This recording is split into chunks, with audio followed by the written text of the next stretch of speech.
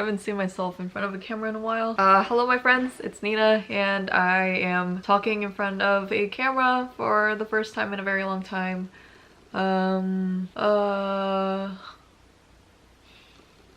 Honestly, it's been a rough month. A very rough month. Wow, why am I already getting emotional? I haven't even talked. It's been a month since my last video and there's a lot of reasons why I've been gone for a long time. I feel like I've taken a lot of breaks during 2022, 2021, maybe even 2020, but it's just honestly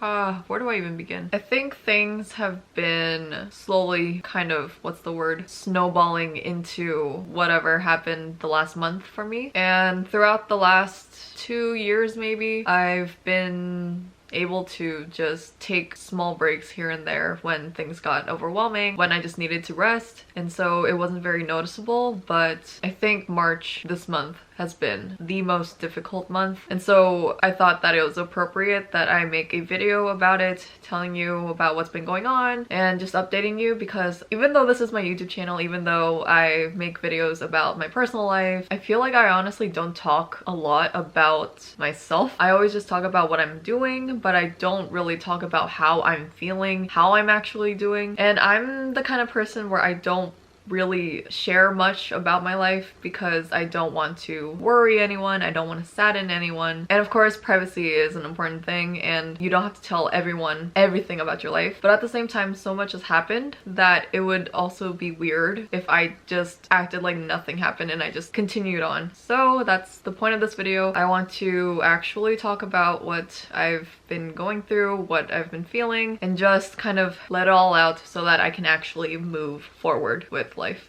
So let's get started. This was the longest intro. Before this video starts, I do want to mention that I'm going to be talking about things that might be difficult to listen to hear. So if you're not comfortable listening to this, that is completely okay. I understand. It's literally hard for me to talk about, and I know it's not the greatest thing to think about, but I do intend for this video not to hopefully sadden anyone, but to just hopefully make someone feel less alone, because during the time that I was dealing with this kind of stuff, I got a lot of DMs and messages, comments where you guys told me your stories about how you were going through similar things or you experienced similar things, and that honestly made me feel less lonely, less afraid. And so even though I like to keep things to myself, it did feel nice having that support from you guys. And so I hope that by me talking about these things, someone can relate to it, someone can feel less alone too. And I just want to show that life really can suck sometimes, and we're not alone when we go through this. So anyway, the things that I'm going to be talking about, I have a list of it. I'm going to be talking a lot about my mental health, about mental health in general. I'm going to be talking about death. I'm going to talk about physical health, needles, maybe blood, things like that. So if you are sensitive to these topics, just go skip over to whatever part of the video that I put on the screen. But yeah, I'm just going to talk about everything and hopefully I can move forward. So the first thing that I'm going to talk about is something that happened back in December. Some of you might already know what I'm going to be talking about. This kind of started this whole difficult period of time for me. But back in December, one of my dogs, Polo, who you may or may not know because I've mentioned Polo in my videos a couple times, but Polo was my first dog and she passed away in December. She was 15 years old. She is a toy poodle, so she did live a long life, but it was the first time that I experienced death in front of me. I've had Polo since she was like a few weeks old or something. I was 9 years old, but Polo was my first dog, and it's still hard to talk about. We already know that dogs can be like a human's best friend, and that's what Polo was. Polo was basically my best friend. Growing up, I didn't really have a best friend that I can, you know, lean on. As someone who was socially anxious and had a hard time making friends, having friends that I can call my own, Polo always gave me unconditional love, and that's what dogs do. They give you unconditional love. I'm like trying to do this without getting my makeup. Polo had a very special place in my heart, in my family's heart. And when you are with a pet for that long, you kind of revolve your life around your pet. And I should also mention that I have 2 dogs. I had 2 dogs. So Polo had a daughter named Marco, and so we had 2 dogs. Actually no, Polo had 4 puppies and I kept Marco, and then we gave the other 3 puppies to other family members, friends, so we still see the other puppies. But basically I had Marco and Polo. Polo's the mom, Marco's the daughter. Those were my 2 dogs. And so Polo passed away in December, and then Marco passed away in March. Literally 3 weeks ago. 3 weeks and 4 days ago. With Polo passing away, I kind of prepared myself for it because Polo was getting older and she had health complications for a while, and so I had a lot of time to prepare myself, take lots of pictures with her, things like that. And then her health declined a lot around December, and that's kind of when we knew her time was coming. And so we did put Polo down. That was the most peaceful way that we could let her go. My whole family was able to say goodbye to her together, so that did help the process not be too hard, but it was still hard. It was hard saying goodbye to a family member. So that was in December, but we still had Marco, and so even if I was grieving, I still could at least distract myself with Marco. And so I don't think I really grieved as much as I could because at least I still had Marco to distract me, I guess, from this emptiness now that Polo was gone. Of course I still grieved, but I feel like I was also okay because I had Marco to make me happy and make the process less scary. And I still had a routine. I still walked Marco. I still, you know, had a dog. I was still a dog person. But then in March, just 3 months later, after Polo passed away, Marco also suddenly experienced health complications that my family did not prepare for, that I did not prepare for. And her health complications were really, really serious, that it escalated and got to the point where we also had to put Marco down as well. And that was very hard. Marco was 13 when she passed away, and I planned for Marco to be around longer. And so when Marco went through her health complications and when we eventually did have to put her down, it just felt like my life was falling apart. That's the lightest I could put it. Thankfully, again though, we were able to let Marco pass away in peace before her health could take over her, but we didn't prepare for this at all. It all happened so suddenly, and so that's why it did hurt a lot. And then at this point too, I did have to accept the fact that I wouldn't have dogs, that I was no longer a dog person. Marco and Polo were both able to pass away in peace before their health problems could take over them, and they were both surrounded by family, so I was at least thankful for that it wasn't like a sudden death. But it was still hard to make that decision and to let your dog go. And I had to do that twice within a few months. I want to say that I got over the grieving process, but thinking about it, talking about it, it still can make me emotional. But I think that's just part of the process, is that if they meant a lot to you, it's going to hurt. Marco passed away in March 1st, so it is March 25th right now that I'm filming this video, and I had a lot of time to grieve this month that I took a break.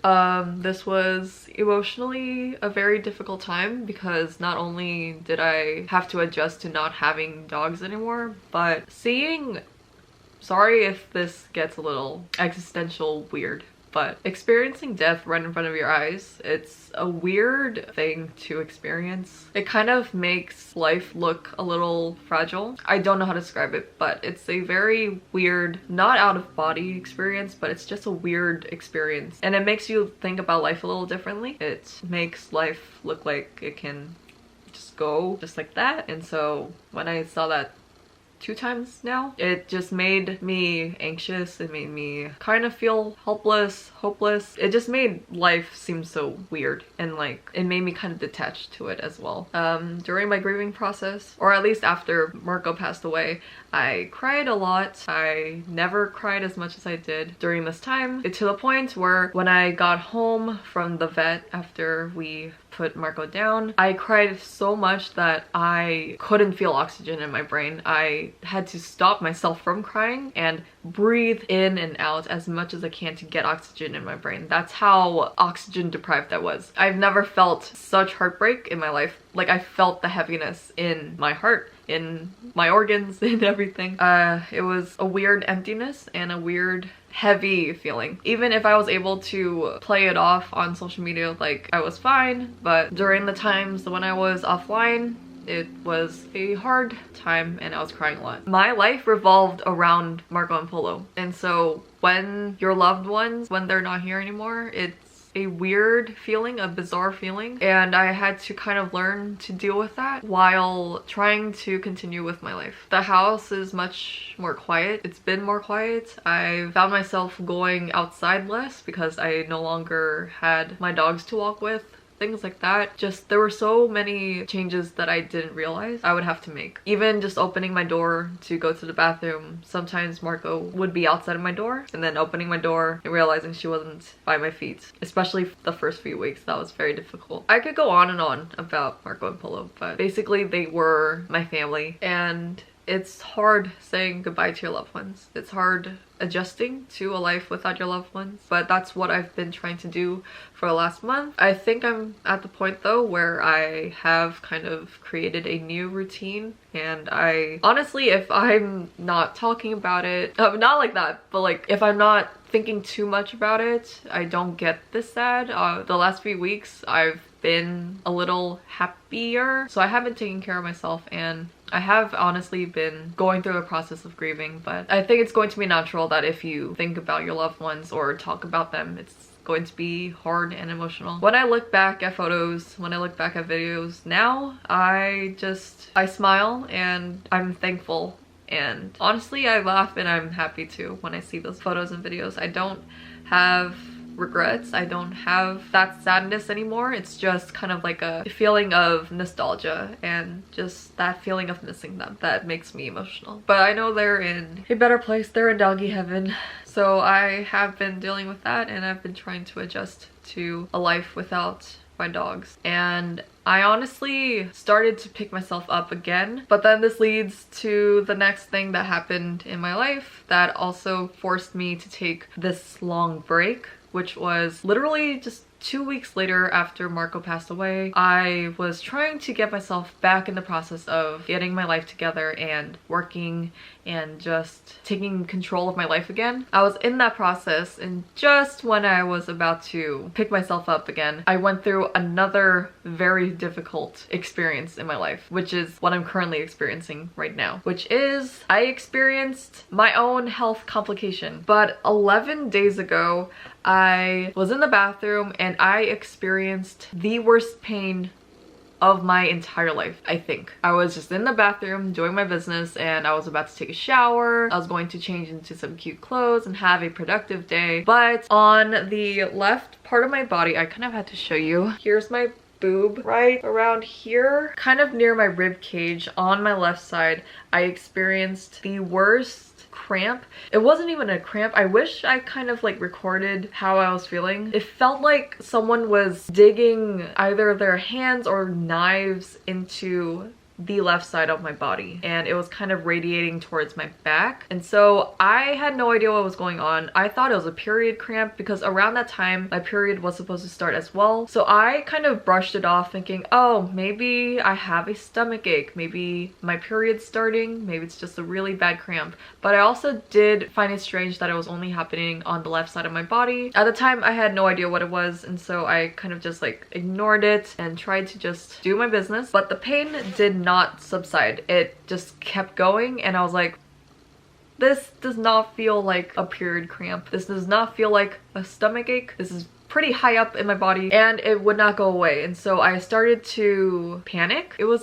a very indescribable pain. And so I got off the toilet and I tried just walking towards the sink. But then when I looked at myself in the mirror, my lips were gray. There was no blood up here, and I felt like I was going to faint. I started to kind of lose my hearing, and everything was kind of darkening, and I knew that something was wrong, that this was just not anything I ever experienced. And so I left the bathroom, I laid down on my bed, and I was just curled up, but I thought that for some reason I could just let the pain subside on its own, and it did not. And I freaked out, and I was like, do I have to go to the emergency room? And that's when I realized, after like 5-10 minutes of me trying to let the pain go away on its own, it did not go away. It got worse and worse, to the point where I struggled to walk. I barely wanted to talk. I just didn't want to do anything. And so I knew that I couldn't do anything about it anymore. I had to see someone else. I had to go to the ER. And so I went to my mom. I barely could voice out that I had to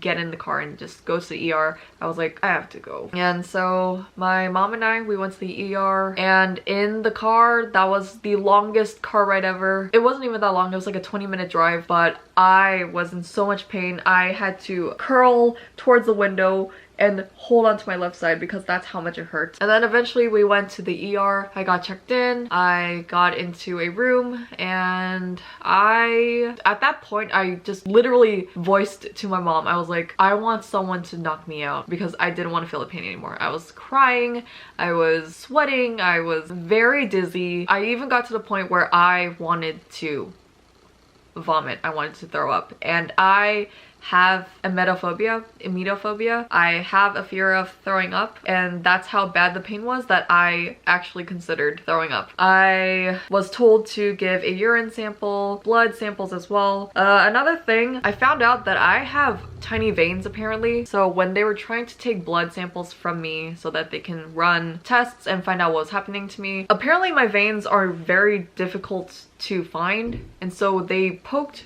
me, I think it was 4 times. They originally poked me here. I still have a bruise from where they poked. That didn't work. No blood was flowing. They poked me here. There's a tiny hole that you can see right there. That didn't work, and so they poked me here as well. This is the worst bruise that I have because I watched them move the little catheter in me, or the needle, and they kept going like this. They were trying very hard to find a vein. They couldn't, so this is my biggest bruise. That didn't work, and so they poked me one last time right here. They poked me here, and this was the final one that actually worked. This is where I got my IV and some medicine, drugs put into me to relieve the pain. They took blood samples, they took my urine sample, and then they told me that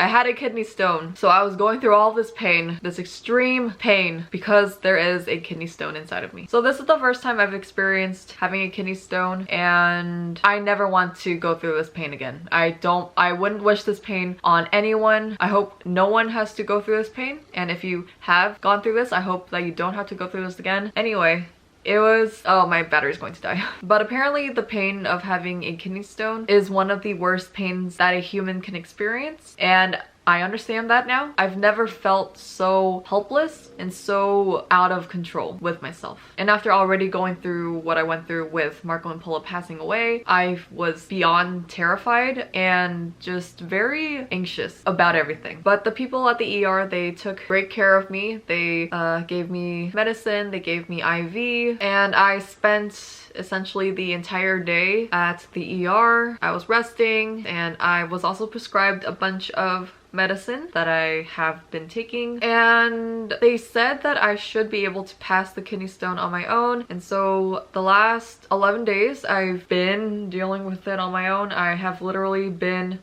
filtering my pee through a funnel, waiting for the day that this kidney stone comes out. I have not passed it yet, so I am still dealing with this. And honestly, after I experienced that initial pain on March 14th at the ER, after that I did not experience that much pain after. I would feel some discomfort. I was also taking my prescribed medicine, and I did experience side effects from those. I had water retention from problems with my kidney. My kidney was literally not doing well. I think it's doing well now. I didn't have like blood in my urine. I didn't have complications with that. I just have this kidney stone in me, and I was very bloated and is this TMI? I was constipated and I just felt very out of control of myself. And I was also anxious about the fact that there was something wrong with my health. So during that time, during the last week and a half, I was just anxious and I couldn't do anything. I would literally just, some days I didn't even want to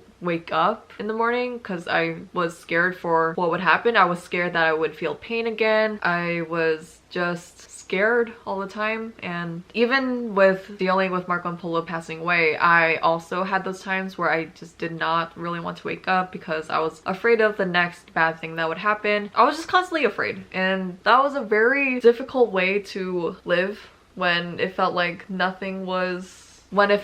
was nothing to look forward to, and when it felt like something bad was going to constantly happen. Sometimes it was just hard to get up out of bed. So with this whole kidney stone situation, actually after about 10 days of no pain, of just waiting for this kidney stone to come out, I thought that I could just go on with my life until the kidney stone finally comes out. So yesterday, actually, I was going to have just a productive day. I was going to go out and just like do stuff. I was gonna go furniture shopping, things like that. And I got all dressed up. And then I started feeling a weird pain again, except lower in my body. So not high up here where like my rib cage is, but it was kind of lower in my body. Again, it was at the left side of my body. So I was like, oh, is this my kidney stone? But it was painful enough that I was like, maybe I shouldn't leave the house. And so I had to cancel all my plans. I got dressed for nothing. I had to stay home, and a few hours later that pain came again. It was pretty painful, not as painful as when I went to the ER, but it was so painful that I just again couldn't really move too much. I took my strongest medicine that they gave me. It was the first time I took it. They gave it to me if I ever experienced similar extreme pain, and I didn't experience that until 10 days later. And so I took that painkiller. I felt okay-ish, and now I think the kidney stone is lower in my body. But again, see, I can't anticipate the next time I'll be in pain. So that's kind of how I've been living the last week and a half. I'm just constantly waiting for the next time something is going to happen. But otherwise, the pain is not bad. I just constantly feel like I have to pee. At the end of the day, the lesson here is please stay hydrated.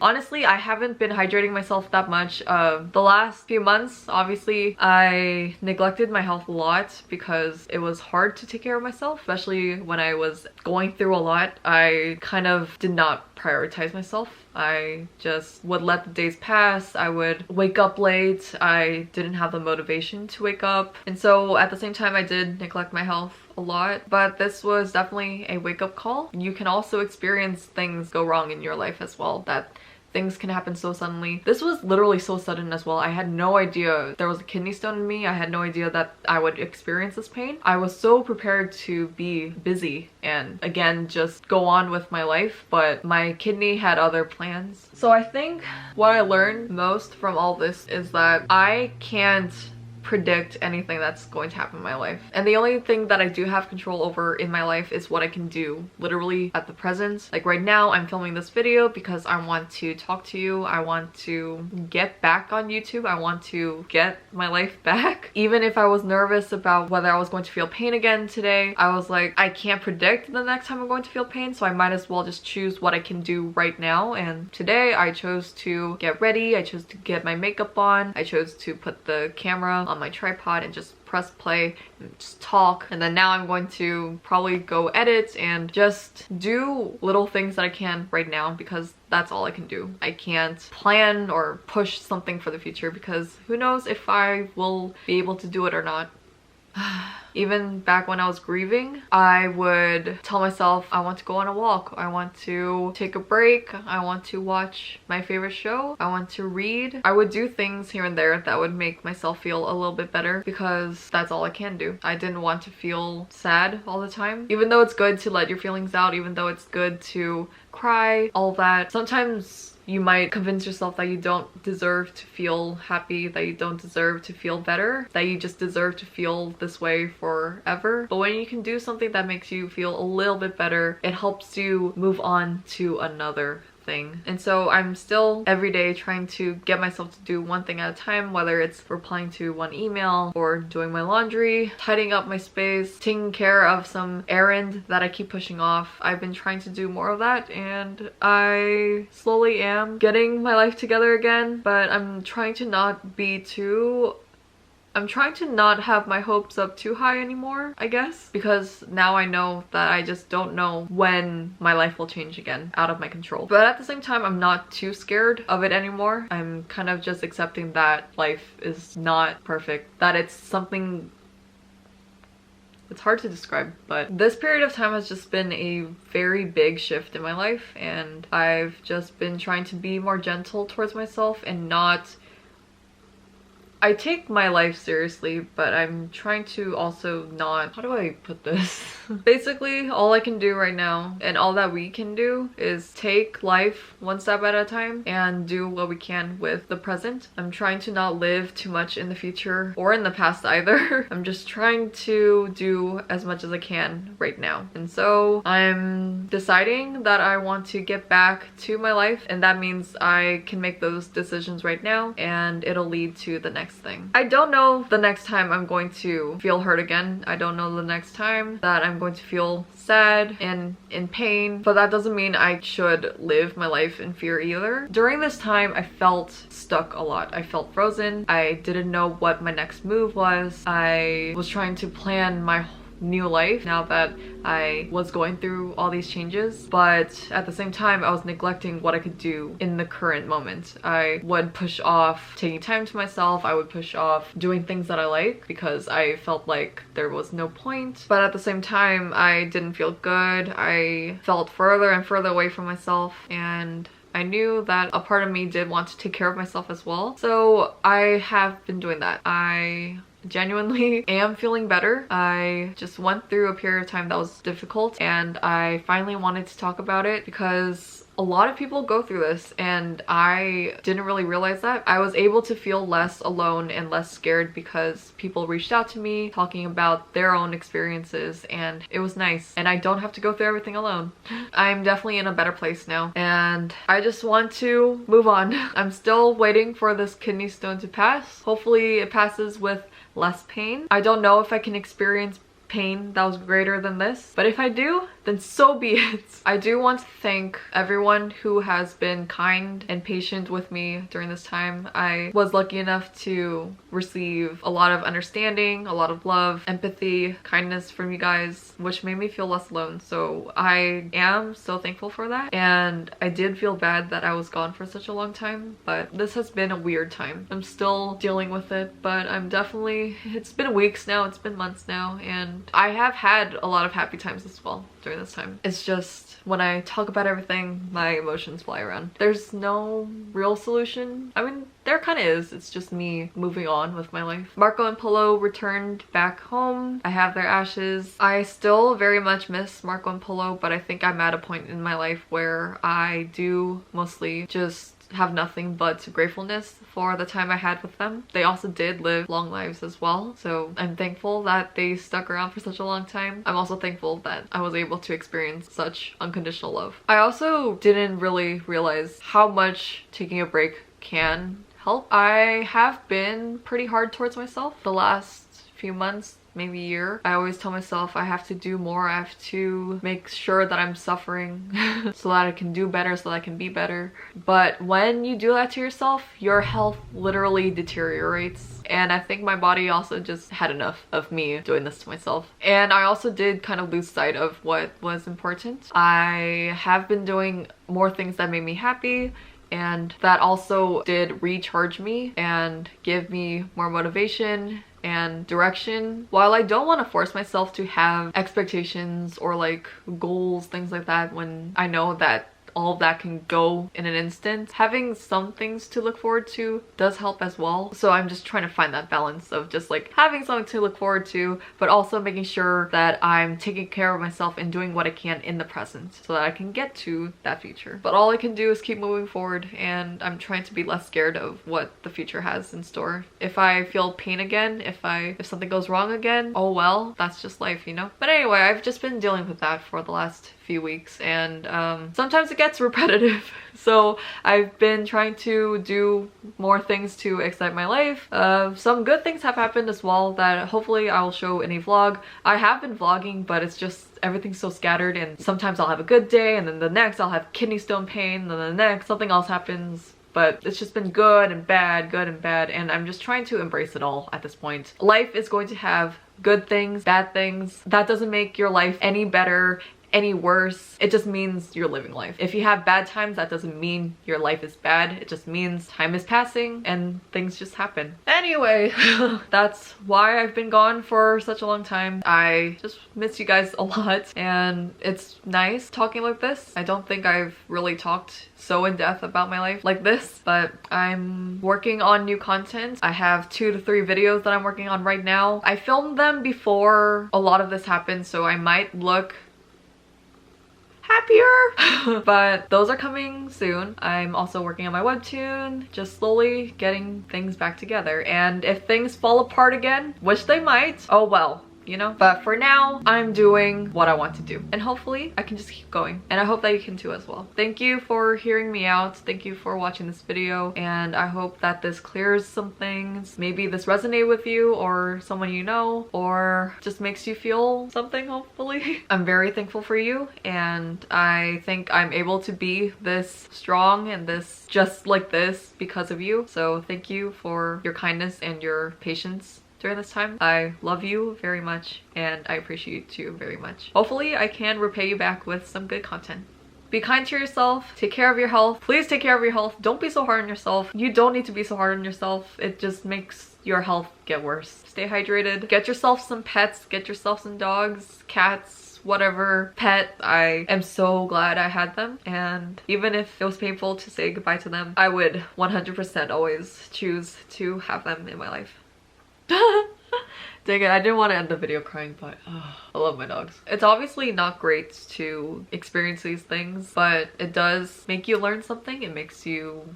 Does it make you stronger? Who knows? Who cares? Just, it's something you go through, and I went through it, and you just have to decide what you're going to do next. And even the tiniest little action you make can lead to something else. That's just how my life has been. I think I'm going to end the video here. I've been talking a lot, but I am glad that we got to catch up. Hopefully you are all caught up with my life now, and I am just ready to move forward. I assure you I am doing much better. I literally had the energy and the motivation to film right now, and I have been working on content, so I'll just see you next time. We're going to end this video with a hug. I missed you very much. I missed doing this very much. I will see your lovely face next time. Goodbye, my friends. Marco and Polo, if you're watching this, I love you. Mwah. Goodbye.